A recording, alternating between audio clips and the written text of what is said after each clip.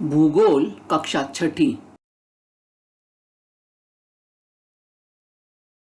पाठ 3 भूगोलक मानचित्र तुलना और क्षेत्र भ्रमण। और मैं हूं आपका ग्लोबी।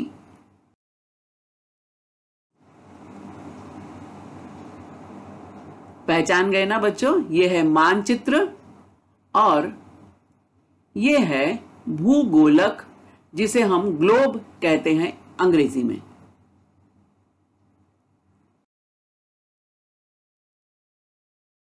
यस, ये मानचित्र देखकर कुछ याद आया आपको? हाँ, ये तो हमारे पहले पाठ में दिया हुआ मानचित्र है, विश्व का मानचित्र। और ये है हमारा प्यारा भारत देश। ये है अंतरिक्ष में घूमती हुई हमारी पृथ्वी, और यह उसकी प्रतिकृति भूगोलक। एक भूगोलक की डिजाइन हम और देखते हैं। अब इस भूगोलक की डिजाइन में और इस पृथ्वी में कुछ अंतर हमें नजर आता है। क्या अंतर नजर आता है, क्या समानता नजर आती है, इस पर आपको ध्यान देना है।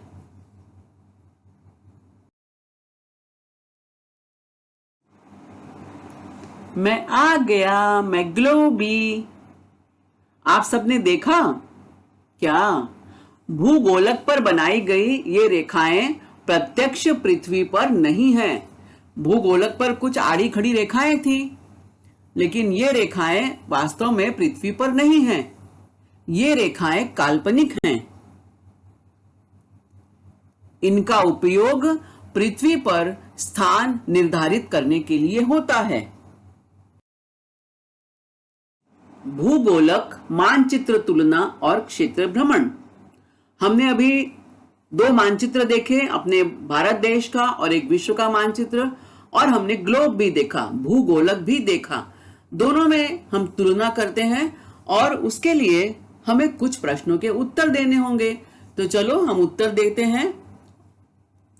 तो पहला प्रश्न है, कौन सा साधन समतल है? तो ये हमारा मानचित्र है, ये समतल है।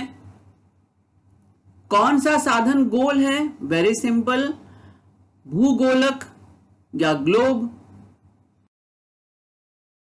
अगला हमारा प्रश्न है, किस साधन द्वारा तुम पृथ्वी का पूर्ण क्षेत्र एक ही दृष्टि में देख सकते हो? निश्चित हमारा मानचित्र का एक पृष्ठ हमारे सामने खुल गया और हम पूरी दुनिया को एक नजर में देख सकते हैं। किस साधन द्वारा पृथ्वी का एक ही हिस्सा एक समय में देख सकते हो? ग्लोब या भूगोलक। अब यह भूगोलक का जो हिस्सा हमारे सामने है, आंखों के सामने है, उस हिस्से की दुनिया हम देख सकते हैं, लेकिन इसके आगे पीछे और कौन से क्षेत्र हैं उन्हें हम नहीं देख सकते। इनमें से किस साधन का उपयोग विशिष्ट प्रदेश जैसे देश, राज्य आदि के विस्तृत अध्ययन के लिए करोगे? निश्चित मानचित्र का प्रयोग करेंगे। अब हमने देखा था विश्व का मानचित्र, लेकिन हमें पढ़ना है अपने भारत देश के बारे में, तो हम भारत देश का मानचित्र देखेंगे और इस भारत देश के बारे में विस्तार से जानकारी प्राप्त करेंगे। किस साधन को पृथ्वी की प्रतिकृति कहा जा सकता है? वेरी सिंपल, भूगोलक को हम पृथ्वी की प्रतिकृति कह सकते हैं।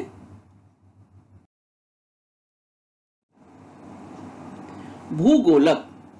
अब जानते हैं भूगोलक और मानचित्र के बारे में विस्तार से। भूगोलक या अंग्रेजी में जिसे हम ग्लोब कहते हैं, इसे गोलाकार आकार में बनाया जाता है ना। ये हमेशा गोल ही होता है आकार में, क्योंकि ये पृथ्वी की प्रतिकृति है, पृथ्वी का मॉडल है। इसे पृथ्वी पर दूरियों, दिशाओं, क्षेत्रों आदि का चित्रण करके पूरी दुनिया का त्रिआयामी दृष्टिकोण प्रदान करने के लिए निर्मित किया गया है। बाप रे, त्रिआयामी दृष्टिकोण! ऐसा लग रहा है बहुत कठिन है। बिल्कुल कठिन नहीं है बच्चों। त्रिआयामी दृष्टिकोण यानी 3D हम लोग आजकल बहुत इस्तेमाल करते हैं ना। 3D, 3 डायमेंशन, यानी क्या है 3 डायमेंशन, 3D, ये आगे हम देखेंगे। तो सबसे पहले हम देखते हैं कि पृथ्वी के भूगोलक पर दो स्थानों के बीच की दूरियां, उनकी दिशाएं और उनके क्षेत्र कहाँ स्थित हैं, इन सब बातों का चित्रण मिलता है। यह महाद्वीपों, महासागरों और देशों को उनके सटीक आकार में दर्शाता है।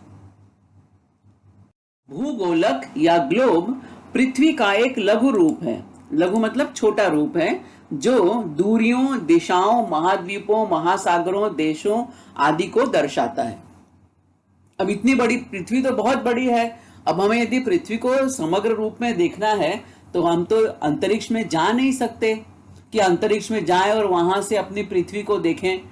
तो पृथ्वी की एक प्रतिकृति बनाई गई है, एक उसका मॉडल बनाया गया है और उस मॉडल पर काल्पनिक रेखाएं खींची गई हैं अक्षांश और देशांतर रेखाओं के रूप में, और पृथ्वी पर स्थित महाद्वीपों, महासागरों और देशों को दर्शाया गया है।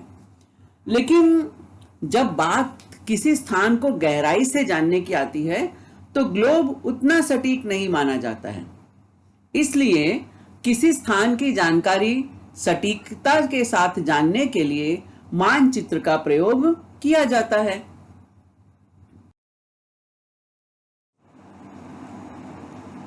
मानचित्र क्या है? हम सब जानते हैं मानचित्र, नक्शा या मैप। अब मैप में, मानचित्र में या नक्शे में क्या दर्शाया जाता है? वही है, महाद्वीप है, सागर है, महासागर है ना, ध्रुव प्रदेश, ये सब इसमें दिखाया जाता है। तो ये क्या है? ये समतल है।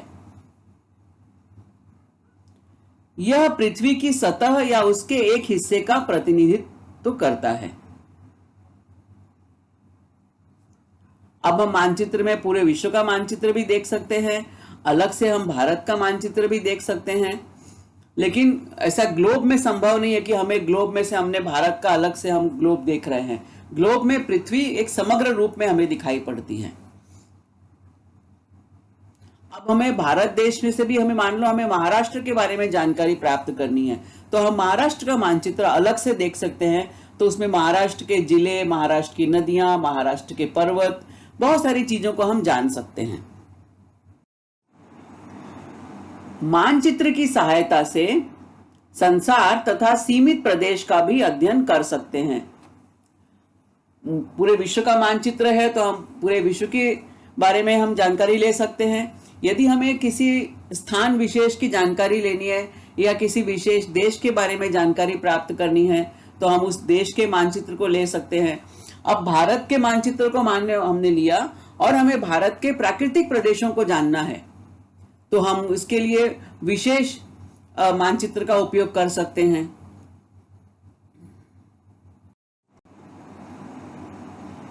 मानचित्र का उपयोग कागज की शीट पर किसी विशेष क्षेत्र के विशिष्ट और विस्तृत विशेषताओं को स्पष्ट करने के लिए होता है। अब बच्चों, आपको लगेगा कि ये शब्द सब बड़े बड़े शब्द हैं, लेकिन जब हम किसी चीज को परिभाषित करते हैं, उसके बारे में हम बताते हैं, तो निश्चित हमें उस विशेष शब्दावली का प्रयोग करना पड़ता है। हम कितना भी सरल कहें, लेकिन हम जब शब्द किसी विषय में हैं, उस विषय के बारे में बात करते हैं, तो हमें निश्चित उसकी शब्दावली को उपयोग में लाना पड़ता है।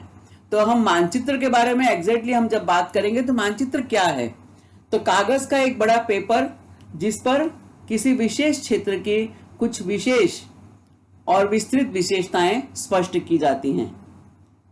जैसे यदि हमने भारत देश का मानचित्र हमने देखा है तो हम भारत देश की सीमा क्या है, भारत देश के विभिन्न राज्य कौन से हैं, भारत देश की नदियां कौन कौन सी हैं, भारत देश के पर्वत कौन कौन से हैं, भारत देश में वन प्रदेश कितने हैं, ऐसी बहुत सारी विशेषताओं को हम जान सकते हैं।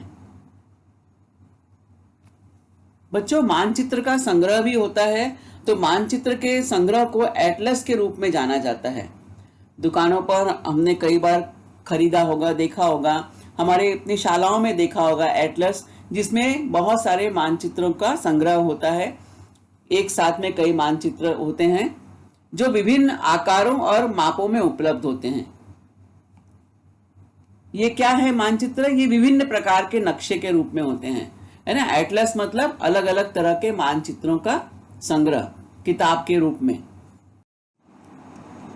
यहाँ हम देख सकते हैं ये एटलस ऑफ द वर्ल्ड, ये पूरे इस किताब में पूरे विश्व के नक्शे हमें मिल सकते हैं।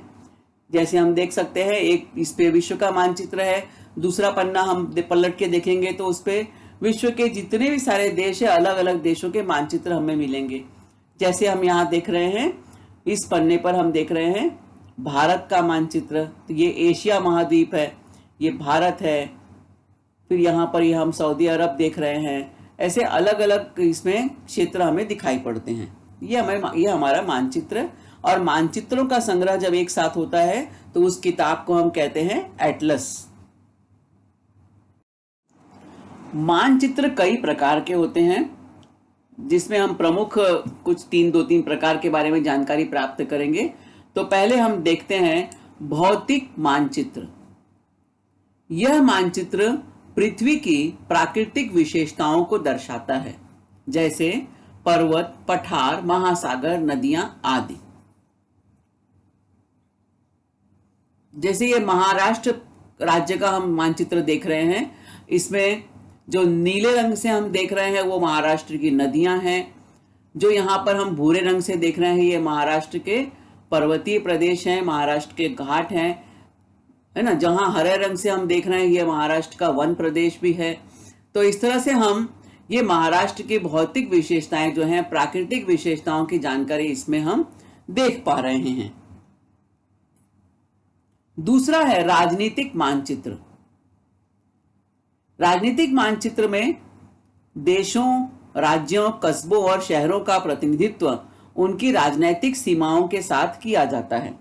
यानी जैसे हम देख रहे हैं ये हमारे भारत देश का मानचित्र है, तो भारत देश के अलग अलग राज्य हैं, हर राज्य की अपनी सीमा है, और ये जो सीमा है, बॉर्डर है, ये हर राज्य के इसमें दिखाए गए हैं। तो ये है राजनीतिक या राजनैतिक मानचित्र। इसके बाद है विषयगत मानचित्र। विषयगत मानचित्र वे होते हैं जो सड़क, वर्षा, उद्योगों के वितरण आदि जैसी विशिष्ट सूचनाओं को दर्शाते हैं। यानी जिसमें किसी विषय के बारे में विशेष रूप से बताया जाता है। जैसे हम ये देख रहे हैं भारत का मानचित्र, सिल्क मैप ऑफ इंडिया। अब इसमें हम देख रहे हैं कि भारत में सिल्क का उत्पादन, रेशम का उत्पादन कहाँ कहाँ होता है। तो अलग अलग प्रकार के रेशम है। तो ये मलबेरी सिल्क, अब मलबेरी सिल्क कहाँ होता है, ये ग्रीन रंग से दर्शाया गया है। तो हरे रंग वाला जो क्षेत्र है यहाँ मलबेरी सिल्क का उत्पादन होता है। फिर ये पीले रंग से है टसर सिल्क। अब टसर सिल्क का उत्पादन कहाँ कहाँ होता है, तो ये बिहार में, झारखंड, छत्तीसगढ़, ये सब एरिया, आंध्र प्रदेश के कुछ क्षेत्र। फिर है एरी सिल्क। अब एरी सिल्क कहाँ पर है, जो नीले रंग से दर्शाया गया है, तो ये आसाम का कुछ प्रदेश है, भागलपुर बिहार का कुछ प्रदेश है, ये नौपटना ये उड़ीसा का कुछ प्रदेश हिस्सा है।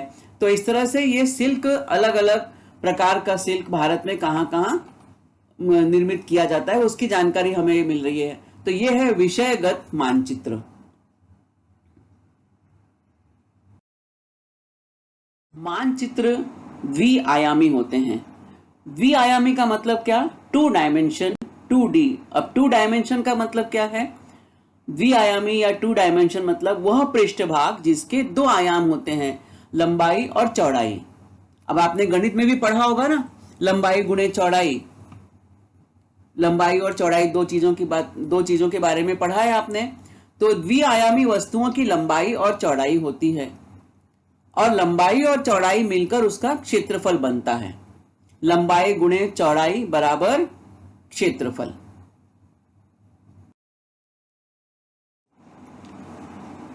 एक एक करके कई वस्तुएं हमारे सामने आ रही हैं, और आप इन सभी वस्तुओं से परिचित हो, सबको जानते हो। यह है आपकी क्लास का ब्लैक बोर्ड। अब यहाँ तो ब्लैक बोर्ड नहीं है, ग्रीन बोर्ड है।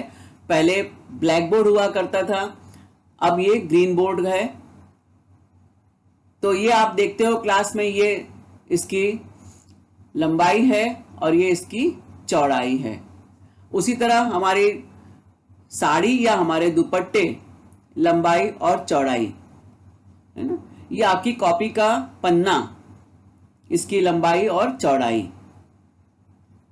ये हमारे घरों में जो टाइल्स लगी रहती है जमीन पर, है ना, ये टाइल्स जो है वो भी लंबाई और चौड़ाई, इसमें दो चीजें हैं, इसकी लंबाई और इसकी चौड़ाई। तो ये तो हमने देखा, ये हमारे घर में हम इन चीजों का इस्तेमाल करते हैं। और इनके अलावा और भी बहुत सारी चीजें हैं, यदि आप नजर दौड़ाओगे अपने घर में, अपने आसपास, तो आपको इस तरह से चीजें दिखाई पड़ेंगी जो 2 डायमेंशन वाली हैं या द्विआयामी हैं।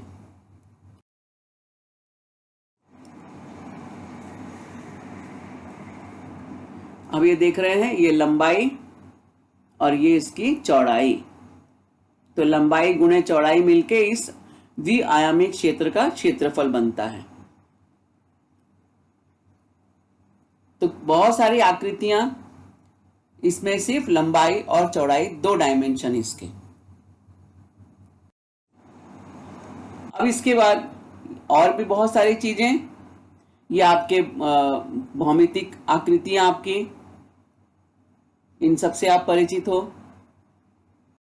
पृथ्वी का गोलक त्रिआयामी होता है। त्रिआयामी मतलब जिसके 3 आयाम है, 3 डायमेंशन। त्रिआयामी वह पृष्ठभाग जिसके 3 आयाम हो, लंबाई, चौड़ाई और ऊंचाई, जिसके 3 ये आयाम मिले हमें, वह है त्रिआयामी या 3 डायमेंशनल। त्रिआयामी वस्तु की लंबाई, चौड़ाई और ऊंचाई होती है। ये तीनों घटक मिलकर उस वस्तु का आयतन बनता है। अब आपने गणित में भी ये सारी चीजें पढ़ी होंगी, जैसे डस्टर, अभी अपनी क्लास में आपके डस्टर है, इसमें 3 चीज देखने को मिलेगी, लंबाई, चौड़ाई और ऊंचाई। आपका डिब्बा, टिफिन बॉक्स आपका देखो खाने का, या घर में आपके सामान रखने का डब्बा जिसमें दाल, चावल, शक्कर, इस तरह की चाय पत्ती रखी जाती है, वो डब्बा। प्याला, लोटा देखो आप घर में।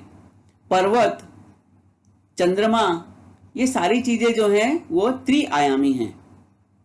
तो लंबाई गुणे चौड़ाई गुणे ऊंचाई बराबर आयतन।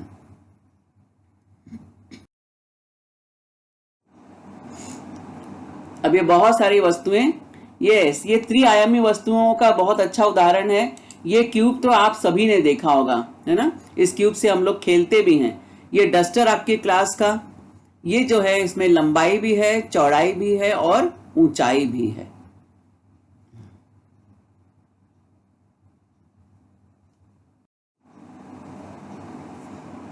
ये दैनिक जीवन की हमारी वस्तुएं, ये तांबे का लोटा हो, चाहे स्टील का लोटा हो, चाहे पीतल का लोटा हो, ये 3 डायमेंशन है। ये टिफिन, अरे सॉरी, आपका ये डब्बा जिसमें घर में हम चाय पत्ती, शक्कर या अन्य सामान रखते हैं, ये बॉक्स, ये सब 3 डायमेंशनल है।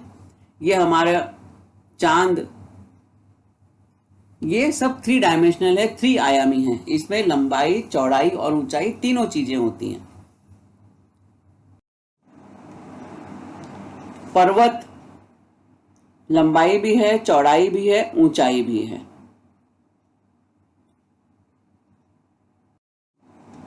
भूगोलक चाहे कितना भी छोटा अथवा बड़ा हो, तब भी वह संपूर्ण पृथ्वी की प्रातिनिधिक प्रतिकृति ही होता है। चाहे छोटा भूगोलक हो चाहे बड़ा, वह संपूर्ण पृथ्वी का एक मॉडल होता है, संपूर्ण पृथ्वी को प्रस्तुत करता है। और यह 3 आयामी है, 3 डायमेंशनल है। अब हम जानेंगे भौगोलिक सैर के बारे में, क्षेत्र भ्रमण के बारे में। क्षेत्र भ्रमण द्वारा उस स्थान की भौगोलिक सामाजिक परिस्थिति को समझा जा सकता है। क्षेत्र भ्रमण मतलब अपने क्षेत्र के आसपास के क्षेत्रों का भ्रमण करना, क्षेत्रों में घूमना। अब घूमना मतलब भटकना नहीं। हम जब भौगोलिक संदर्भ में बात करते हैं, तो हम यदि किसी क्षेत्र में जा रहे हैं तो वहां पर हम भौगोलिक दृष्टि से उस क्षेत्र का अध्ययन करेंगे, उस क्षेत्र में हम घूमेंगे, सैर करेंगे, लेकिन हमारे दिमाग में एक उद्देश्य है कि हमें इस स्थान की भौगोलिक जानकारी प्राप्त करनी है। तो क्षेत्र भ्रमण जो है ये बहुत ही महत्वपूर्ण एक तरीका है किसी स्थान की भौगोलिक स्थिति को जानने के लिए, किसी स्थान की सामाजिक परिस्थिति को समझने के लिए, किसी जगह के ऐतिहासिक महत्व को जानने के लिए। जब जब जब जब हम उस क्षेत्र का भ्रमण करेंगे, उस क्षेत्र की सैर करेंगे, तो हम उस स्थान के बारे में जानेंगे। भौगोलिक भ्रमण भूगोल विषय के लिए अत्यंत महत्वपूर्ण अध्ययन पद्धति है। इस पद्धति में किसी क्षेत्र की सैर पर हम जाते हैं, और भूगोल जैसे विषय में तो ये बहुत ही महत्वपूर्ण हो जाता है, क्योंकि हम जब किसी क्षेत्र की सैर के लिए गए हैं, मान लो हम किसी ग्रामीण भाग की सैर के लिए गए हैं, तो हम उस गांव की सामाजिक स्थिति क्या है, उस गांव में जमीन कैसी है, वहाँ कौन कौन से पौधे हैं, कौन कौन से वृक्ष हैं, किन चीजों की खेती वहाँ की जा रही है, पानी के लिए वहाँ पे क्या व्यवस्था है, कुआं है, नदी है, तालाब है, वहाँ कौन कौन से प्राणी दिखाई दे रहे हैं। तो इस तरह से हम ये भ्रमण जब करते हैं, क्षेत्र भ्रमण करते हैं, तो हमें किसी स्थान की जानकारी अच्छे ढंग से प्राप्त होती है। और हमें जब हम किसी क्षेत्र के भ्रमण के लिए जा रहे हैं, तो सबसे पहले हमें अपने मन में एक प्रश्नावली, या अपने आप पास कॉपी में एक प्रश्नावली होनी चाहिए कि हमें किन किन प्रश्नों पर, मुद्दों पर ध्यान देना है।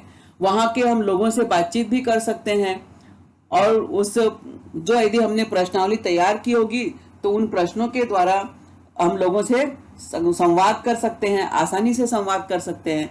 नहीं तो कई बार हमको समझ में नहीं आता है कि हम क्या बात करें। जैसे कई बार आपने देखा है कि सबसे पहले हम किसी से यदि इंटरव्यू ले रहे हैं, तो सबसे पहला प्रश्न क्या पूछते हैं, आपको कैसा लग रहा है। तो इसका ये प्रश्नावली नहीं है ना, ये सही प्रश्न नहीं है। ये प्रश्न एकदम लास्ट में आ सकता है, लेकिन हम जब किसी क्षेत्र की सैर कर रहे हैं, किसी से बातचीत कर रहे हैं, तो हमें सटीक प्रश्न हमारे पास होने चाहिए। और ये प्रश्न आप अपने शिक्षक की सहायता से, अपने घर में अपने माता पिता की सहायता से, या अपने बड़े भाई बहन की सहायता से प्रश्नावली तैयार कर सकते हो। क्योंकि प्रश्न बनाना, प्रश्न पूछना बहुत बहुत ही महत्वपूर्ण कौशल है, और वो चाहे भूगोल का विषय हो, चाहे इतिहास का, हर विषय में उसका अपना एक महत्व है। स्थानीय लोगों से प्रत्यक्ष विचार विमर्श करने का अवसर प्राप्त होता है। हम जब सैर करने के लिए जाते हैं, क्षेत्र भ्रमण करते हैं, तो वहां के लोगों से हम आमने सामने बातचीत कर सकते हैं, किसी मुद्दे पर चर्चा कर सकते हैं। तो इस तरह से भौगोलिक सैर का बहुत ही हमें लाभ मिलता है। उस क्षेत्र की हमें छोटी से छोटी जानकारी भी मिल सकती है। भूगोल कक्ष क्या है? यह भूगोल कक्ष अर्थात संसार का सबसे बड़ा घूमता भूगोलक है। अर्थात ये नाम है उस भूगोलक का जो मानव निर्मित है और दुनिया का सबसे बड़ा भूगोलक है, और ये स्थिर नहीं है, ये घूमता हुआ है। संयुक्त राज्य अमेरिका के मेन राज्य में यारमाउथ में पृथ्वी की यह महाकाय प्रतिकृति है। इस भूगोलक के परिभ्रमण और परिक्रमण की गति पृथ्वी की गति के अनुसार रखी गई है। बहुत ही अच्छी बात है। भविष्य में कभी यदि किसी को मौका मिलता है तो जरूर अमेरिका यदि जाने का मौका मिले तो वहां के मेन राज्य में यारमाउथ में पृथ्वी की इस प्रतिकृति को देखेंगे। फिलहाल हम यहाँ पर इसका एक चित्र देखते हैं।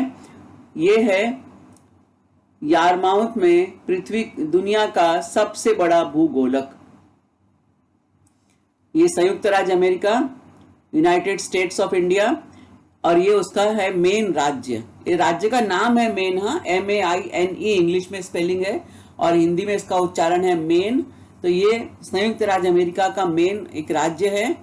इस राज्य में अब हम देखो ये मानचित्र में पहुंच गए हैं। अब हमें मेन राज्य दिखाई दे रहा है। अब मेन राज्य का हम यदि विस्तार से अध्ययन करें, गहराई से अध्ययन करें, तो ये मेन राज्य का मानचित्र, और ये मेन राज्य में है यारमाउथ। ये जगह जो है यारमाउथ, यहीं पर दुनिया का सबसे बड़ा भूगोलक बनाया गया है, रखा गया है, और लाखों लोग इसको देखने के लिए आते हैं। यह है दुनिया का सबसे बड़ा भूगोलक। यह यूनाइटेड स्टेट्स ऑफ अमेरिका के मेन राज्य के यारमाउथ शहर में है, और आप देख रहे हो इसके दिखने में ही कितना विशालकाय दिख रहा है इस फोटो में ही। ये इसका अक्ष है। जिस तरह से पृथ्वी अपने अक्ष पर परिभ्रमण और परिक्रमण करती है, जब पृथ्वी अपने अक्ष पर अपने ही चारों ओर घूमती है तो उसे कहते हैं परिभ्रमण, और जब वो सूर्य की परिक्रमा करती है तो उसे कहते हैं परिक्रमण। तो यहाँ गोलक है, इसे जिस तरह से पृथ्वी की परिभ्रमण की गति है और परिक्रमण की गति है, उन दोनों चीजों को एक हिसाब करके उसके अनुसार इसको रखा गया है। और यह उसके अक्ष को हम यहाँ पे उसके जो एक्सिस है उसका अक्ष जो है इसको हम जूम करके देख रहे हैं, ये इस तरह से बनाया गया है। बहुत इंजीनियरों ने, जितने इंजीनियर्स ने इतनी मेहनत की है इसको बनाने में, और यह भूगोलक इसी अपने अक्ष पर उसी गति से घूमता रहता है। दुनिया के लाखों लोग इसकी सैर करने के लिए आते हैं। यह सचमुच बहुत ही ज्ञानवर्धक है एकदम से। तो इसका एक छोटा सा वीडियो भी आगे हम देखते हैं।